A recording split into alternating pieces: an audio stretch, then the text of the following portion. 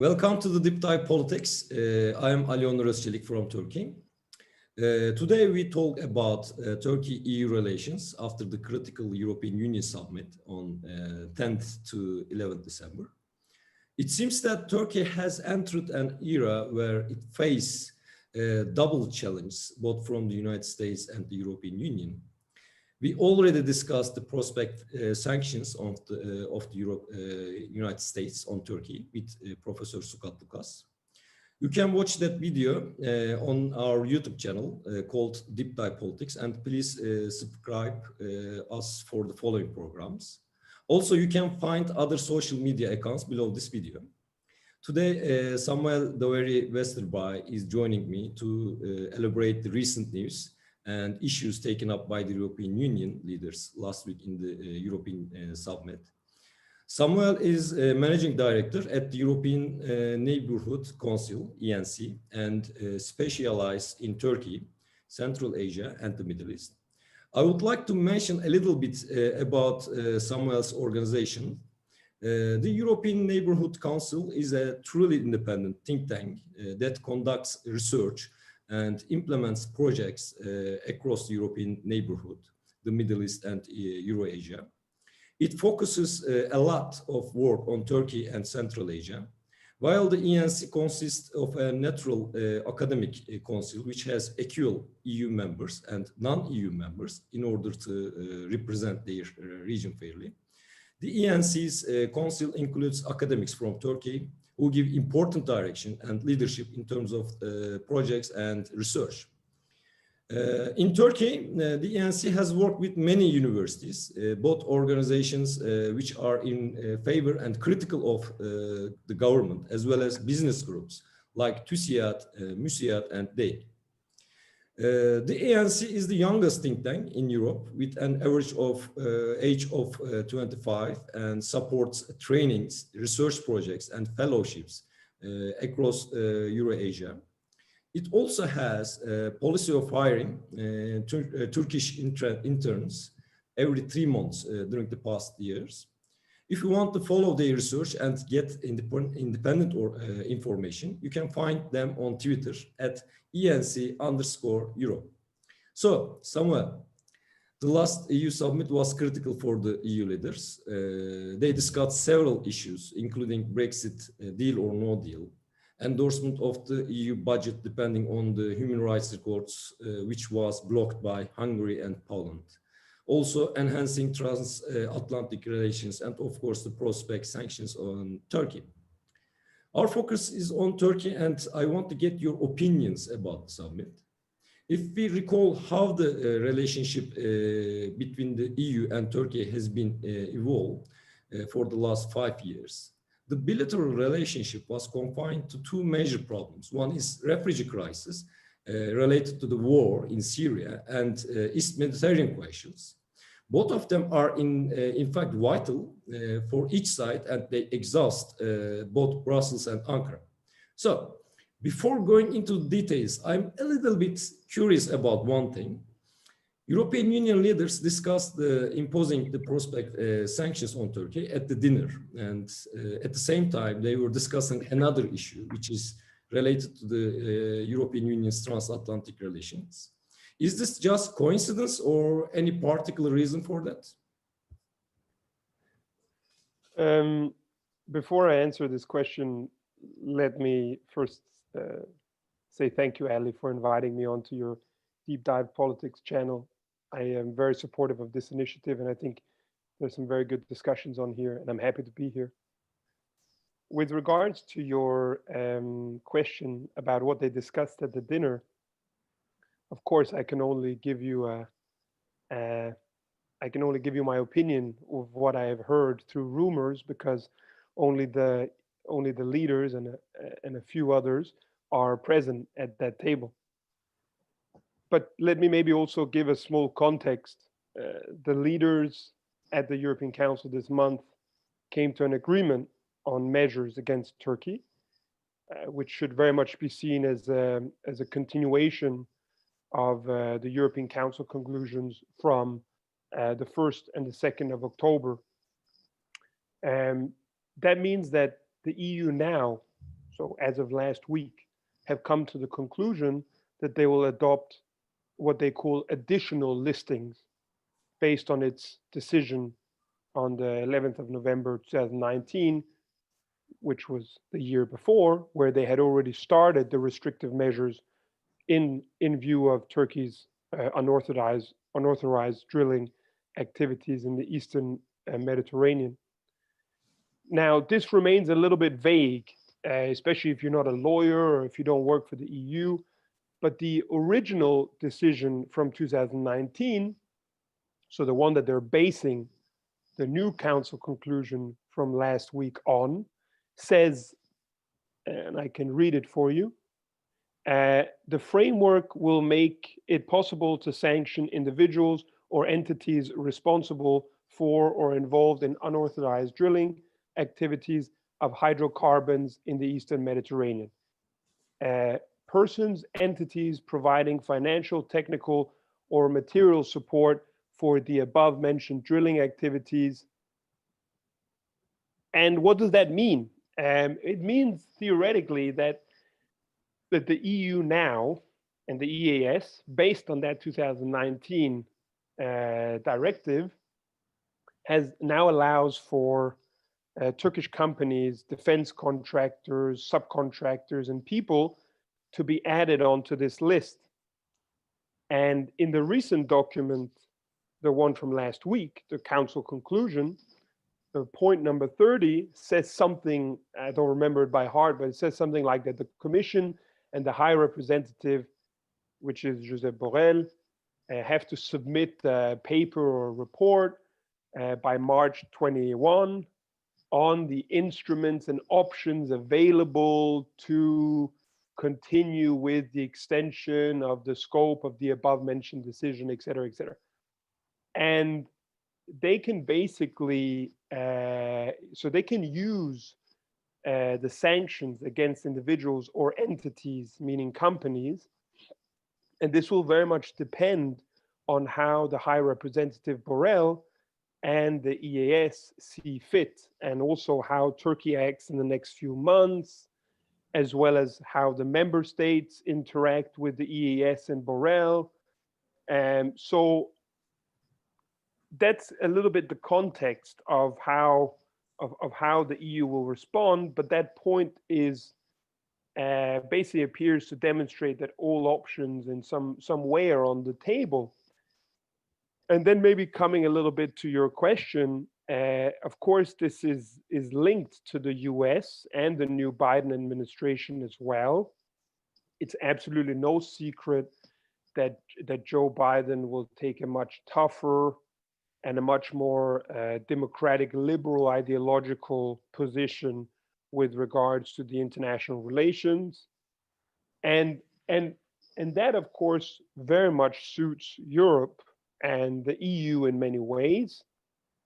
Only a few days ago, the Senate and the House of Representatives passed and approved the National Defense Authorization Act from 21.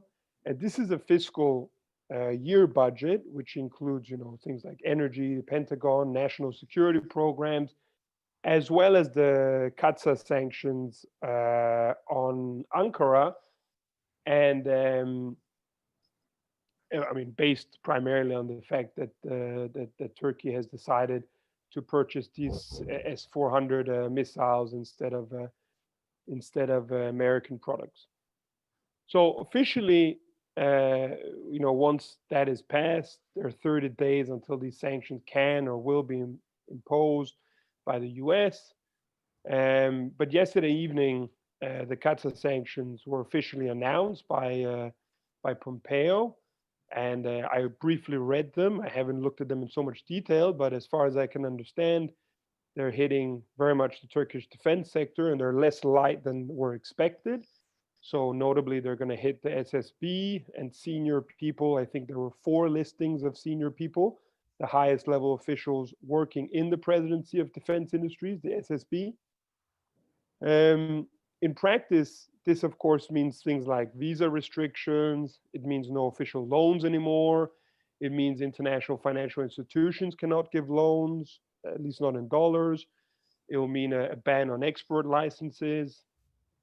And then coming again back to the EU and its own sanctions or potential sanctions, which are being negotiated until March. These will very much now be determined and dependent on these US sanctions. Now, we can be sure about a few things and we can be unsure about a few other things, if we want to be honest.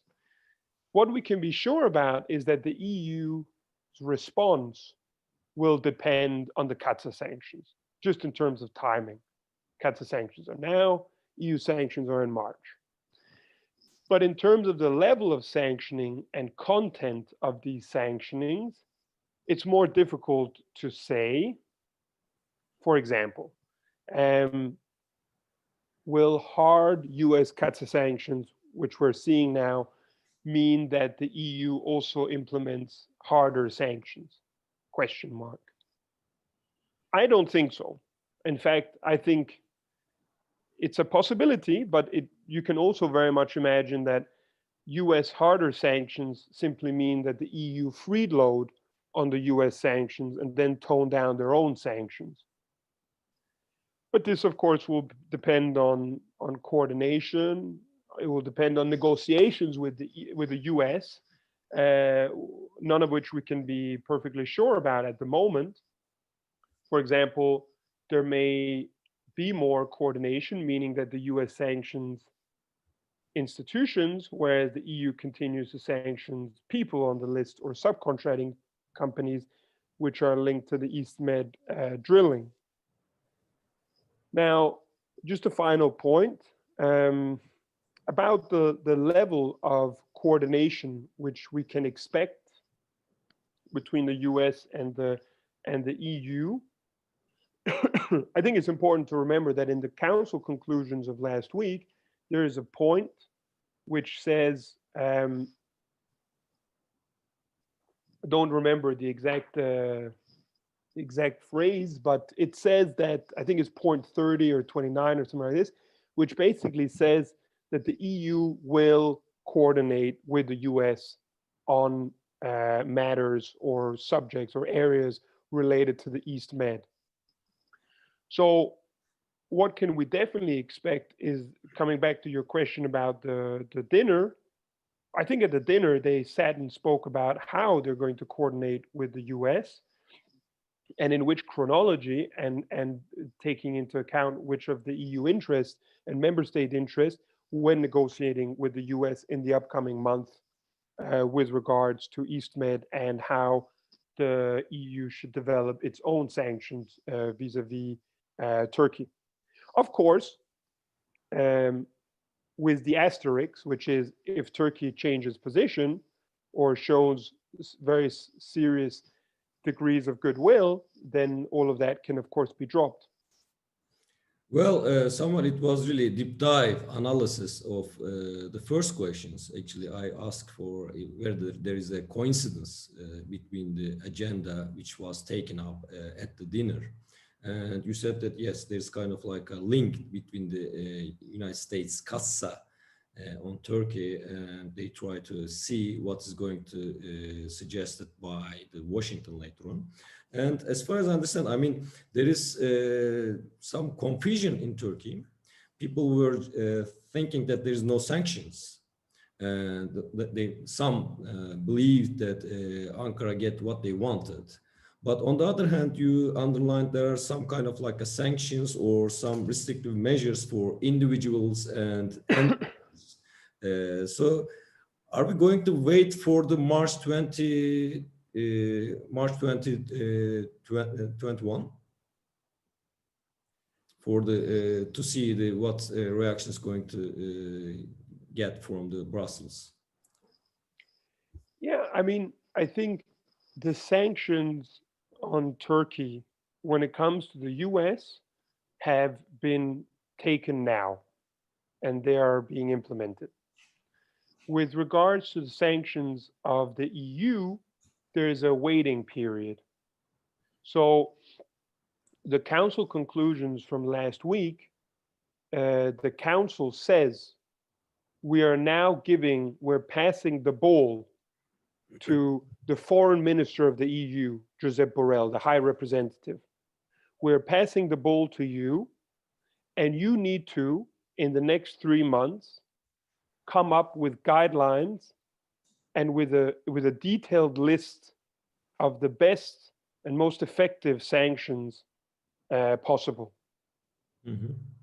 Okay, so and there are 3 months. So when there are people in Turkey saying now there are no sanctions, they're kind of right and they're kind of wrong, because they're right. There are no sanctions as of today. You know, the EU functions in a different way than the US. The EU is an international body more than the US and gives longer waiting periods, and it has to deliberate and create consensus among its members. And it also, in a very respectful fashion of each national sovereign country's needs, has to go through and understand and deliberate and gather all interests on board before, in March, having a final document which basically puts sanctions forward on Turkey.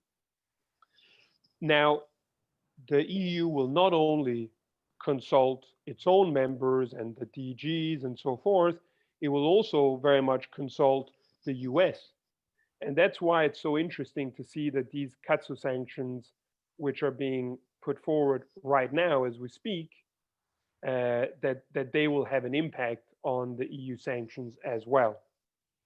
Okay, you also underlined that the sanctions, I mean, you link the sanctions with the Turkey's activities in East Mediterranean.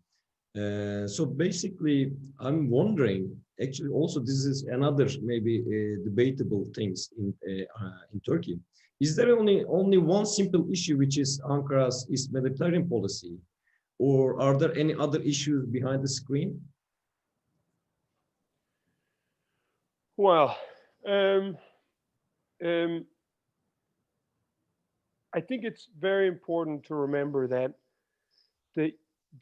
there are many different, unfortunately, many different issues, policy issues, where there is disagreement over between Turkey and the EU today. One of those is the Eastern Mediterranean. But when we understand the totality of relations between the EU and Turkey, we have to, as you correctly mentioned, look at a variety of different areas where relations have soured. I'm happy to go through them one by one. There are quite a few, and they're also quite complex. You Each can have. just name some, if you want. I'm going to start with, in some ways, what I think is the two most basic ones. And then there are many others that go on top. The first one is that the world is changing. It's a very macro concept, but I think it's very important. The world is changing. The relationship between the United States and EU is changing. The relationship between the United States and Europe and Turkey in a more wider sense is changing. The relationship between the US and China is changing very fast.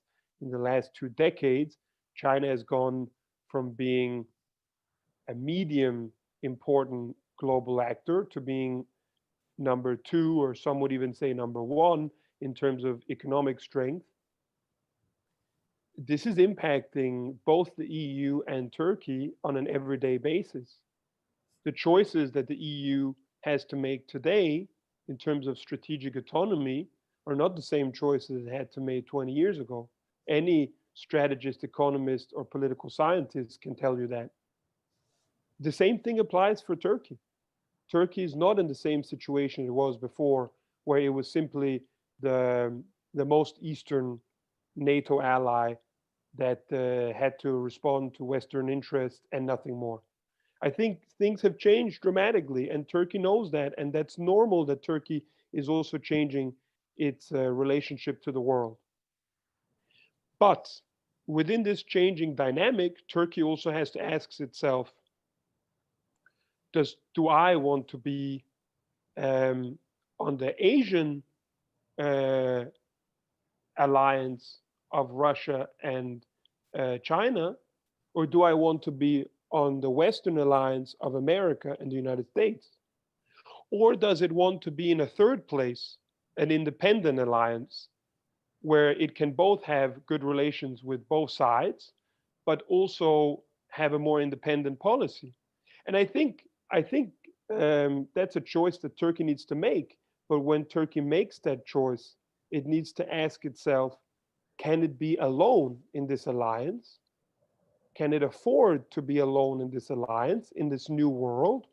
Or does it need to be with Eurasian partners like Ukraine, like the European Union and others that also share this geography and have some similar interests at heart? Can you really afford to be all on your own, which is where Turkey, unfortunately, today looks more and more like it is, isolated from the rest of the world, and many it has a lot of problems developing friends in the region, and especially with the EU and other places. And you have to ask yourself, can it afford to be all on its own in a world where you have to negotiate with giants like the US and giants like China? So this is the first big issue, the macro global changes and dynamics which are happening with the American decline and the rise of China. Where does Turkey need to position itself? Number two is the accession process with the EU. I know that the Turkish government and the EU governments continue to say accession is the best option, accession is the only thing that will work, and so on. I'm not a particularly trustful person of governments. I've never trusted authority in governments much in my life, and I don't count on starting now, neither the EU's nor the Turkish one. But what I do think is that when any person looks at the accession process and looks at it honestly, they will realize one thing, which is that the accession process was meant, ideally, for Turkey to become a member. And in return, Turkey had to change a bunch of things in their laws and legislation.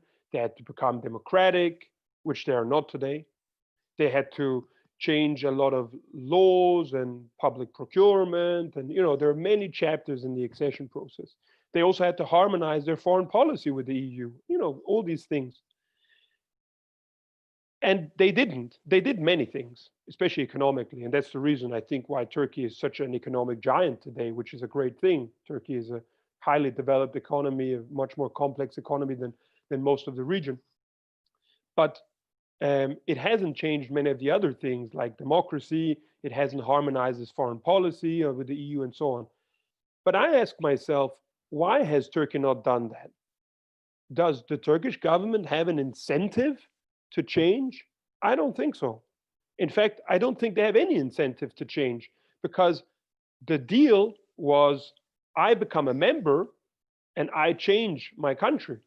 But the problem is that when you have the European Council, and especially France, blocking chapters, and everyone who works on politics knows as well as I that Turkey never will become a member, because there are some inherent structural blocks which will not change, even if we solve Cyprus, in my opinion. This is not realistic, and Turkey will not become a member because a country like France is not anti-Muslim, not at all. This is the common misperception. France doesn't want to enlarge the European Union because then its voice will become too small, and then it won't be able to change and deepen integration on things like taxation and other things that France really wants to do. And you can agree or disagree. Germany wants to enlarge more because it's more in favor of wide democratization and spreading of trade. But that's irrelevant. This is a reality. And for someone who is in favor and who knows the benefits of EU-Turkey relations, and anyone who is a logical, rational choice in Turkey and the EU should be in favor of this, because united we stand stronger than alone. I think that's a very key concept. It's clear that Turkey will not become an accession member because it's blocked, and hence it won't reform. So what does that logically mean? That means that we need to find a new framework that can be applied for Turkey, in which Turkey feels that its interests are being correctly represented, and in which a country like France no longer feels threatened by having more and more members entering the European Union. There is a deal which has to be an equal and strong partnership that has to be developed in the next few years, hopefully, in which Turkey can play a real role in trade, a real role in customs union, a real role in security, a real role in foreign policy, hand in hand together with the EU, in a way in which the member states of the EU can agree with, and in a way in which France can also agree with. And this is, of course, a complicated thing to arrive to that position, but that's the only logical conclusion, in my opinion, unless we want to continue with the farce, with the pretend show of accession, where we tell each other that Turkey will become a member, and Turkey doesn't believe it, the EU doesn't believe it, and Turkey will never reform because it doesn't believe it. So we need to think about very, very new models. Thank you so much, Samuel. Actually, you enabled us to see the big picture. And within this picture, a big picture, you actually divided into two categories. One is international level, it is changing, and also the nations are changing too. I think Turkey is also aware of this changing world. And in fact, Turkey gave some mixed signals to the West, to the United States and the European Union. First of all, Ibrahim Kalın visited. Ibrahim Kalın is the famous person in the Recep Tayyip Erdogan's administration. He visited Brussels. And also President Erdogan said a few weeks ago that he sees Turkey's place in Europe. So how does this effort echo in Brussels corridors? I mean, at the moment, it doesn't echo so well. That's the reality.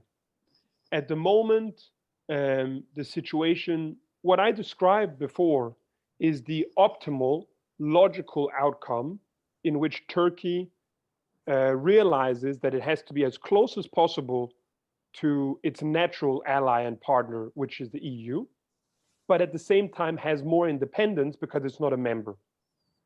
And it will have to negotiate and trade off and get what it wants in this new relationship. But it has to be institutionalized, and accession has to stop. This is the first part. But in order to get there, we have to overcome a hurdle, which is the last 2 decades of deteriorating relations. This is the problem. I can give you the perfect remedy for how our relationship should look. But the problem is that we are currently facing each other, EU and Turkey, and when the diplomats speak, they disagree on many things. And why has this disagreement come about? Well, it's also come about because of the changing dynamic of the world, which has simply made everything much more complicated. But it's also unfortunately come about because we've had 2 decades of an accession process, which we were all told would bring us closer together, but in my opinion, has actually created more and more mistrust. Again, based on the same logic as before, that we keep on telling each other, just do this, just do that, just reform this, just finish this chapter, and then everything will be fine. And the other side says, but we all know that you're going to block me, so why should I make the effort? It just constantly stimulates distrust and distrust and distrust. And it's abrasive. And unfortunately, we've come to the point now where the mistrust after 2 decades has become so bad that Ibrahim Kalın and President Erdogan and many others, also in the CHP, to be honest, it's not only an AKP problem. It's not only an AKP problem. That's a lie. I don't believe that story. I know some people say it, but I don't believe it. It's the general issue. People have lost trust. because they know that it didn't work. And on the other side, in the EU, they've also lost immense trust because Turkey in the last few years has started doing things which are regarded as total red lines for the EU. For example, it started becoming revisionist. It started to say, actually, the borders before Turkey were maybe more adequate than after Turkey. You know, certain areas we should have more influence. But the problem is that in the world of today, we respect international law, we abide by international law, and when treaties are signed, we abide by them. And this kind of new revisionism has created an enormous amount of mistrust on the EU side, because all of a sudden they don't know what Turkey is doing. And at the same time, and I think this is very, very important to mention as well, is Turkey has started, well, especially the Turkish government of today, they've started a policy of supporting quite radical elements across the Middle East. And I'm not talking only about Hamas and about parts of the Muslim Brotherhood, but also, for example, the support in Syria and other countries of very radical factions. And these radical factions are alarming the EU and should also be alarming Turkish citizens, because Turkey is the most modern Muslim secular state on earth. And you never know when these radical factions come and start having an impact on your society as well. And that's a serious concern, I believe, that the EU has, and I think a very legitimate concern as well. And I've spoken to so many academics and civil society and even just like young people in Turkey who are also scared about having these kind of more radical factions sponsored by their government abroad, and what impact they will have on the region and also on Turkey. So these are very, very serious concerns of the EU.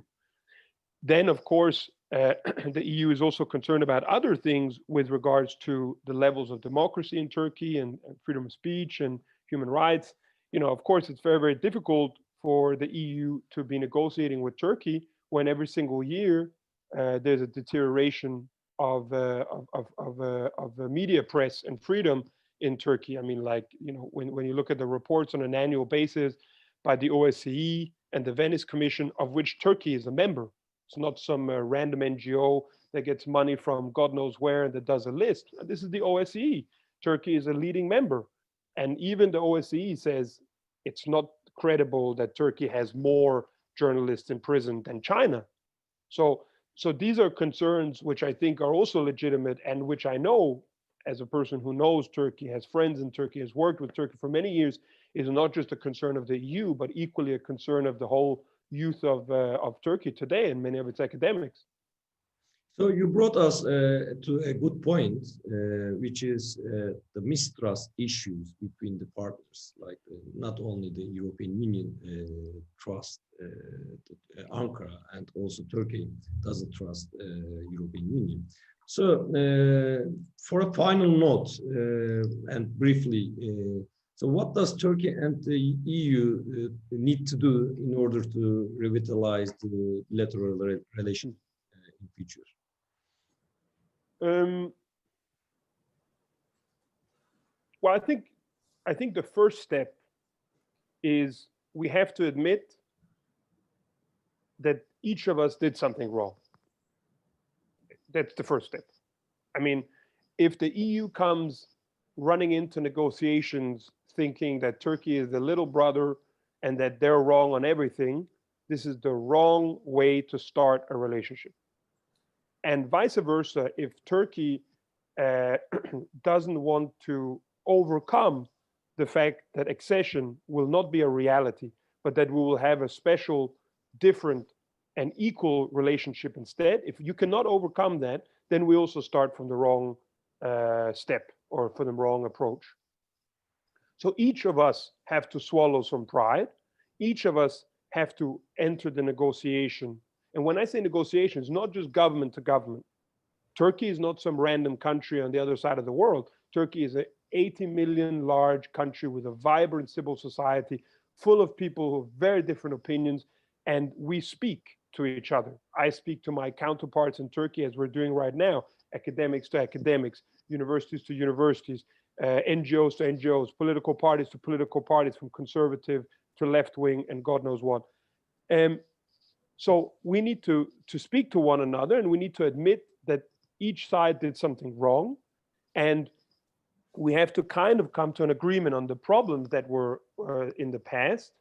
So, for example, things that, like I mentioned before, 2004 in Cyprus is a scandal, and it was a disgrace, and it was so unfair on Turkey, and the accession process has not exactly been a model example of EU trust and honesty. We have to accept that. Number two, democracy and its lack. Turkey should and cannot go on like that either. This is also something we should admit and hopefully change. And number three, Turkey's revisionism should be toned down, and the sponsoring of these radical factions, especially in the Middle East, should also be regarded as unacceptable. I think these are very important first steps. I'm not saying we're going to solve the Cyprus division, and at the end of the day, that's also a very local division that necessitates the people in Cyprus who want to solve it. But these points, I think, are extremely important just to start with. Now, what could also be done to improve the situation? I mean, I unfortunately don't think that the governments will take a big step.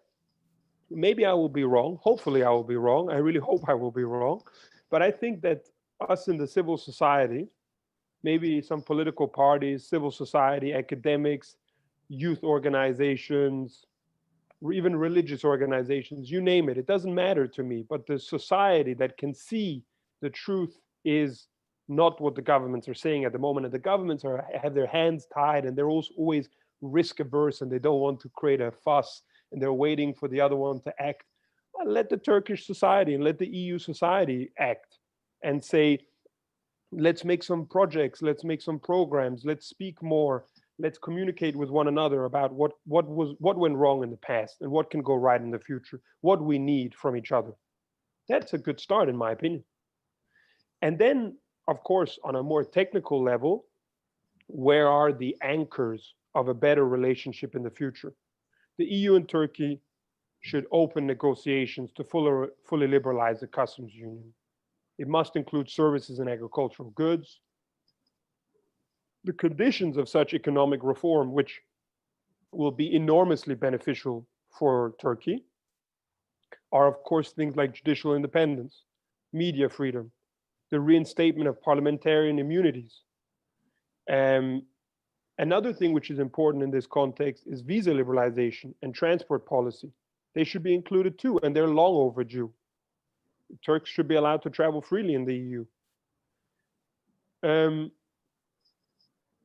Key EU member states and Turkey should probably set up working groups. And it doesn't only have to be at a government level. I, for example, work at a think tank that has academic council members throughout the whole region, from Azerbaijan and Ukraine to Turkey, Uzbekistan, Moldova, UK, France, Italy, you name it. We can also set up working groups and have dialogues about moderate elements of Islam and the Muslim brotherhoods in the Middle East. These are important discussions to be had.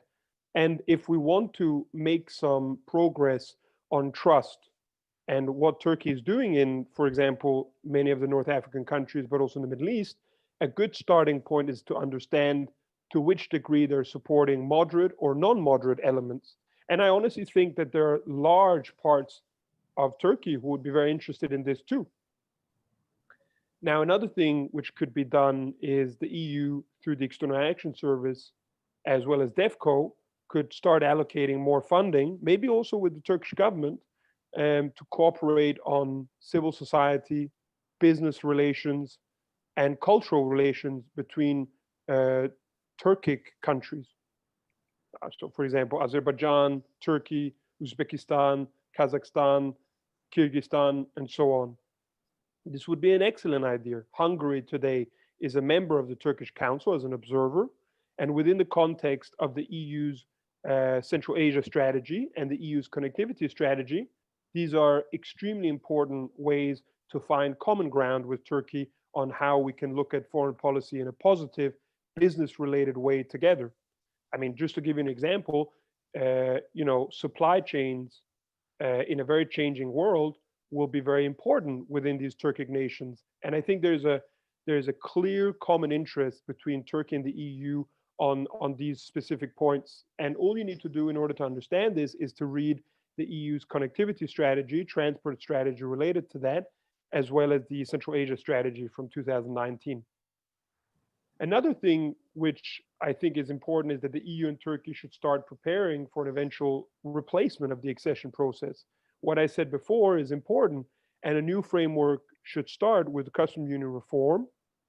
We can draw lessons from existing studies, exchanges, interviews conducted by international institutions and think tanks on these important thematic areas of common interest, which have to do with conflict resolutions, migration, trade, and we can try to see how some of these areas can be put under a new framework, which is linked to the anchor of economy, which is customs union reform.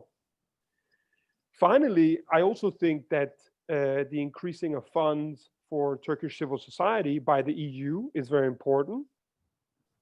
Student exchange programs. Very recently, the ENC, where I work together with the Center for Public Policy and Democracy Studies, PODEM, we released a study which basically shows that Turkish students showcase very high level of appreciation for European democracy, for mobility, for prosperity, and it makes total sense. And also the study shows that EU citizens have a lot of respect and high level of appreciation for Turkish society as well. I mean, it just shows again from an empirical basis that students and the younger generations, both inside the EU and inside of Turkey, don't want more walls. They don't want to be confined. They don't want to not be able to travel. They want to be able to go on city trips to Amsterdam and Paris. They want to go and be able to do internships. They want to go and be able to have a fun and enjoyable job opportunity ranging from Ankara to Brussels or Uppsala to Rome. They don't want more barriers. So that's why it's so important that the EU continues to fund and to stimulate student exchanges, Erasmus program, Erasmus Mundus programs, and all these kind of things. Because the danger is that if you diminish the cultural and educational ties between the EU and Turkey, it would basically be a loss of decades of youth investment, which are now showing very, very positive results, especially among urban generation. And it will also simply be unfair for all the young people in the EU and all the young people in Turkey not to be able to travel back and forth freely and meet each other, enjoy each other, and be able to engage in all these areas of economy and jobs and future prospects, which are vital. So I think these are maybe like some of the points which are very much worth mentioning when we think about the future of EU-Turkey relations. Well, you covered really nicely, and it was really deep dive analysis of the future of the EU relationship as well, EU-Turkey relationship as well. So what I got some notes, and then I'd like to make some final conclusions for this. So each side should stop and admit that they did something wrong, not only Ankara, but also Brussels. And also, for instance, like European Union shouldn't treat that Turkey has no options other than the European Union. And also the Turkey shouldn't consider that Turkey can do whatever they want and the European Union can tolerate Ankara. And you actually, you mentioned really nice thing, which is not only the state actors, it shouldn't be like Brussels to Ankara, but it should be like non-state actors involved in this process as well. And each side should find a new framework for instance, for the new maybe bilateral relationships or some kind of like a anchor for making Turkey to see the European Union as an ally or some or accession partner. And finally, the European Union should increase the funds to allow some students mobilize across the European Union, and also maybe the European Union should support some mobility programs as well. So thank you so much, Samuel. I really appreciate. Thank you so much. I really appreciate your thoughts and opinion. It is always nice to hear different voices, and you really covered well what is going on in Brussels. Hope to see you again, and hope to see you that you are joining us in Deep Dive Politics channel. Take care. Thank you. Çok sağ ol.